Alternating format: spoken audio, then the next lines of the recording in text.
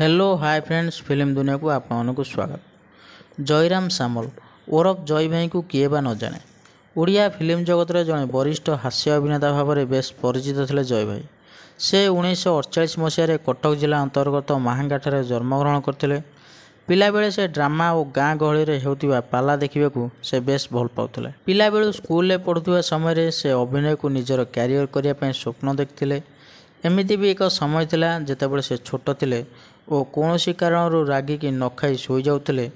बापा माँ तांको बुझाइबाको जाई ड्रामा देखि जिबार मिछ आलाप देखाई तांको बुझाउथिले। पिलादिनर सही ड्रामा निशा और अभिनय प्रति थिबा दुर्बलता शेष में तांको टाणी आनिथिला कटक रे थिबा अन्नपूर्णा थिएटर को। अन्नपूर्णा थिएटर रे से दीर्घ 11 वर्ष काम कला परे से फिल्म जगत रे पाद रखिथिले और तांकर प्रथम अभिनीत फिल्म जाजाबर 1975 मसीह रिलीज होइथिला। जाजाबर चलचित्र रे से एक भंड बाबाजी चेला एकादशी नाम कमेडी भूमिकार अभिनय करते और तांकर एही अभिनय को बेस प्रशंसा करते दर्शक मैंने।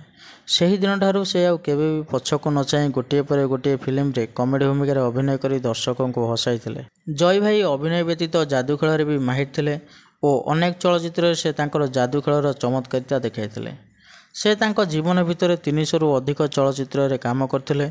तांको अभिनीत किछि चलचित्र सिंदूर नुहे खेलघर, सावित्री, जोरजार मुलकदार, हाकिम बाबू, जग्गा हाथ पघा, झीटी सीतापरी, कावेरी, स्वप्न सागर, दंडा बालुंगा, नागफास, बलिदान, पति पत्नी, संतान, जीवन साथी, थिली झील हेली बहु, जग्गा बलिया, नागपंचमी इत्यादि चलचित्र रे काम करथिले जय भाई। जय भाई कमेडी भूमिका छड़ा अनेक चलचित्र रे खलनायक भूमिका रे अभिनय करी बेस ना कमाई पारथिले।